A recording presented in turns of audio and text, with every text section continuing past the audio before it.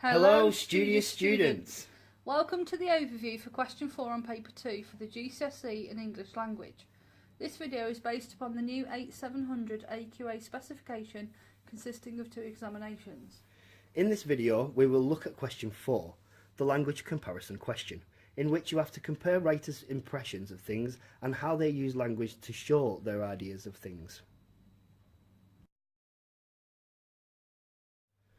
The objectives of this video are 1. To explain the mark scheme. We will briefly overview the different levels and then explain in more detail what you need to do to achieve grades 4 to 5.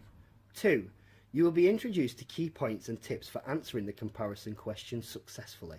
3. We will overview an effective example answer to question 4 based upon the one from your most recent assessment.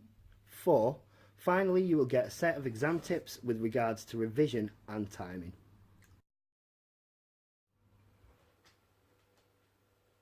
Let's get started with the mark scheme. This is an example of the question. For this question, you need to refer to the whole of source A together with the whole of source B. Compare how the writers convey their different perspectives on extreme weather conditions.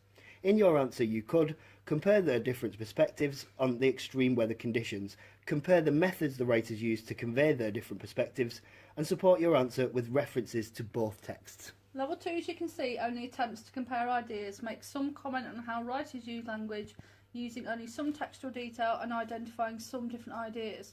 This would be a very basic answer with a quote or two. You need to do better than that and you can, so let's get rid of that. Level 3, grades 4 to 5. You need to be clear, but we will return to this shortly.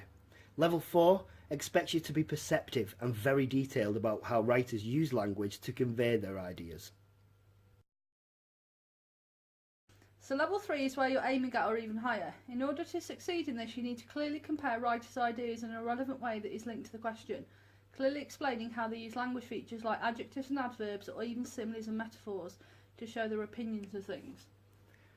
You also are required to select relevant textual detail, at least 3 to 4 good quotes.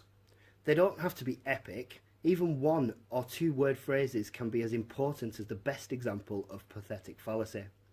Lastly, you have to demonstrate a very clear understanding of how different writers' perspectives and ideas are shown.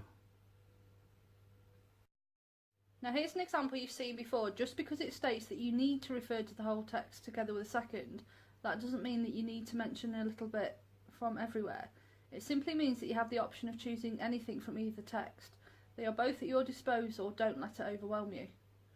So you have to compare how writers show their opinions differently and what those opinions are. If you want high marks in your answer, you could, no, you should, compare perspectives, compare methods and support your response with textual quotes from both sources. The key to success is a short comparative plan. Take 2 minutes at the most to just map out your answer briefly. Here's what we mean. Having identified 3 to 4 quotations, in this case 4, make a quick plan to help you form your answer. I would be focusing on the 2 different places and the obvious general knowledge we all, or most of us, have about both London and Everest. The exam board will always choose texts that are focusing on themes which we are all familiar with in one way or another. Using your own knowledge to form your answers will give you more of a chance of developing your answers enough to succeed and pass. Let's take these 4 quotes, 2 from each of the texts. It was an apocalyptic vision and a constant bullying force, are both from source A and describe the weather on Mount Everest. In source B, a homeless girl was as cold as a frog and for someone a headache came on because of the cold. These quotations provide us with enough to work with. Explain them well enough and you could even reach beyond grade 4. A small plan can help you to structure your answer and to ensure that you include everything you need to. Thinking about the weather, main themes are where you should begin. Everest is the largest mountain ever, forgive the pun, and London is just one of many capital cities. Many people die trying to climb Everest, whereas London is more safe. Safe enough in fact that it is home of VIPs like the Queen. In London, only the homeless and other vulnerable people like older people and younger people are at risk.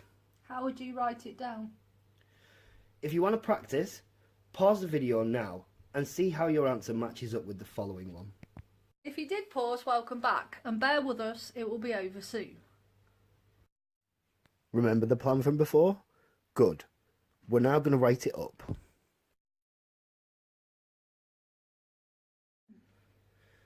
You need to start out by referring to both texts and the question by making a clear comparative point. If you struggle for a starting sentence, reword your question. That way, you will always be referring to exactly what the question wants. It could help to keep you focused. Even though this doesn't mention the words idea or perspective, it does work as an opening point. Saying made clear is still mentioning the writer's ideas, but it doesn't end here. It doesn't matter which text you start with, but you need to enter your quotes now and use your evidence to back up your main point, that both writers have different ideas about the weather conditions.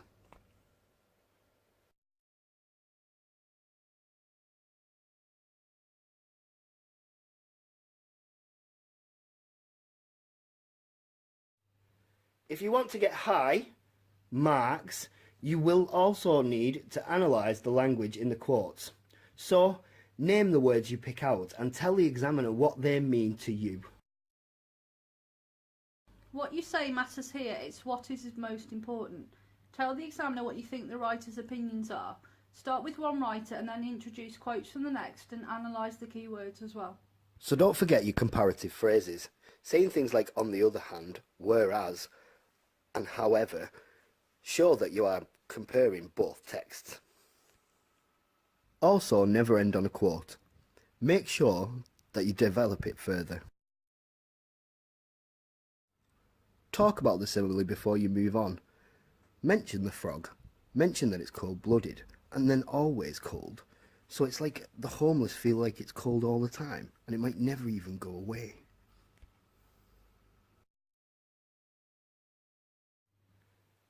Finally, you need to make a little summarising conclusion of your evidence that compares them both again, but in different words. What does it all mean? Don't forget your general knowledge.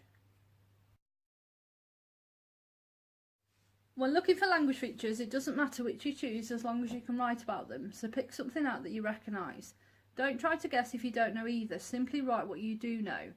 If by chance you come to a blank, even writing about words will get you marks as long as you can explain what they mean and how they show the writer's opinions.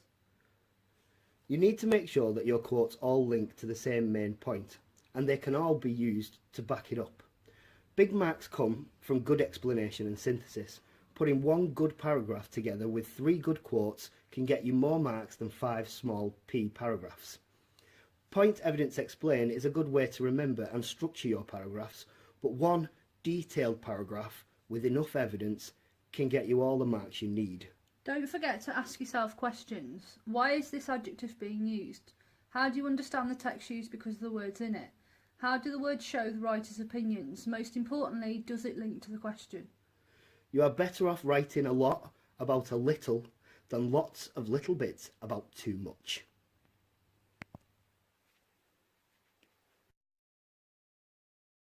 Here are the fabulous 5 exam tips. Spend a couple of minutes planning your answers so you plan to mention both methods and perspectives. Use your own general knowledge to add some substance to your answers. Spend no more than 15 minutes on this question, but also no less than that. Start with questions 4 and 5, they are worth the most on both papers. Practice at home by comparing how different people use words when talking about the same thing.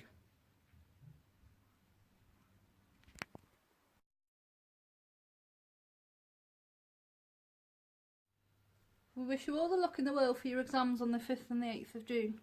Have a good sleep, set your alarm and get to college early for a free breakfast. All the luck in the world won't help you if you don't revise. So use these videos to prevent poor performance. Remember, if in doubt, just write anything.